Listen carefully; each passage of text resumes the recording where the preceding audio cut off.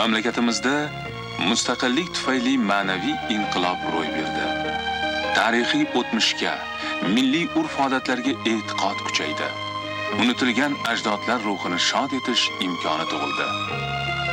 1999-yilning yoz oylarida Prezident Islom Karimovning tashabbusi bilan shahidlar xotirasi yodgorlik majmui barpo etiladigan bo'ldi. Nima uchun u yerdan bu yoqqa kelgani? Suv u yerdan kelib mana burilyapti. Shu burilish joyi bizlar uchun ana nima, mana bu turgan joy emas, ana eng yaqin joy. Obod qilish kerak. Marmar, granit ayamaslik kerak. Suvni qirg'og'ini u tomonni ham ozgina nima qilish kerak, joyiga qo'yish kerak. Ish qilib suvni tartibga solasizlar. Mana u yerdan nimagacha? Ana burilishdan boshlab. U nimagacha? Yo'lgacha, katta yo'lgacha. Keyin mana shu yerdan bir zina qilib mana shu yoqqa chiqish bo'ladi. Bularni hammasini olib tashlaysizlar. Tushunarlimi? Mana tepalikda nima bo'ladi? Majmua bo'ladi. Mana shu yerda asosiy nimasi bo'ladi? Ko'rinishi bo'ladi haykalni. Pastdan odamlar u yerdan kelib tepaga chiqib gul qo'yib, undan keyin bemalol suvni bo'yida aytalik nima qilib yurishi mumkin, eslashi mumkin. Bu nima to'g'risida gap ketyapti? Qurbonlar xotirasini majmuasi mana shu yerda bo'lishi kerak. Masala shundayki, shu majmuani shakli qanday bo'ladi, uni ko'rinishi qanday bo'ladi, uni ma'nosi qanday bo'ladi, buni baraka topkir me'morchilarimiz, tasvirchilarimiz, kerak bo'lsa tarixchilarimiz, adabiyotchilarimiz, joni kuygan, yuragi kuygan odamlar shuni taklifini beradi. Lekin umuman buni joylashish joyi bizlar aniqlab berishimiz kerak. Mana shu yerda bo'ladi, tepalikda qirg'og'ini, Bo'zsuv qirg'og'ini obod qilamiz. Marmar kerak bo'lsa, granit kerak bo'lsa, hammasini Navoiyning atrofini qanday obod qilgan bo'lsa, Navoiy haykali. Navoiy majmuasi desa ham bo'ladi endi.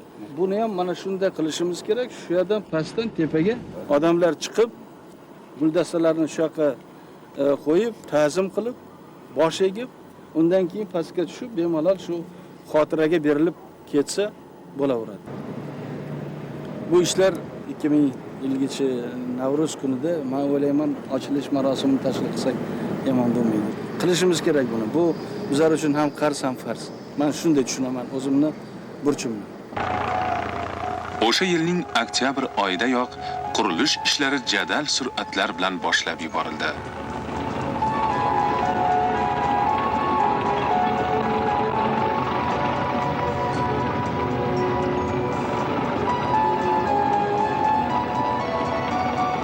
Me'mor va muhandislar, qo'ligul ustalar, turfa hunar sohiblari shu yerda o'z san'atlarini namoyish eta boshlashdi.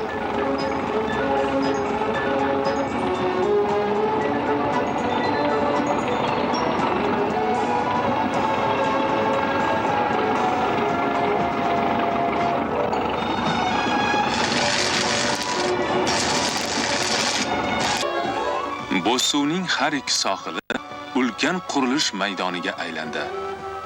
Hali biror xalq yorug' kunlar uchun kurashib, shahid bo'lgan farzandlari xotirasini bunday e'zozlamagan.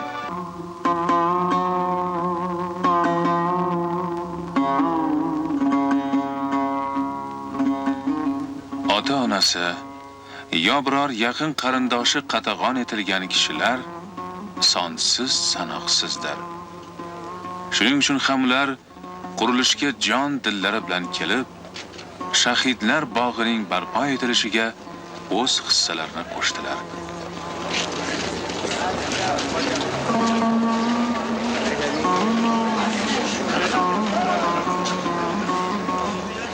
Bu ajoyib zamondoshlarimizning birdan-bir istagi qatag'on etilgan qarindosh urug'lari ruhini shod etish, ular to'g'risidagi haqiqatni bilishdir. Shahid ketgan ajdodlarimizning munosib vorislari yetishib chiqdi. Ular bu kun xalqimiz orzu qilgan buyuk kelajakka poydevor qo'ymoqdalar.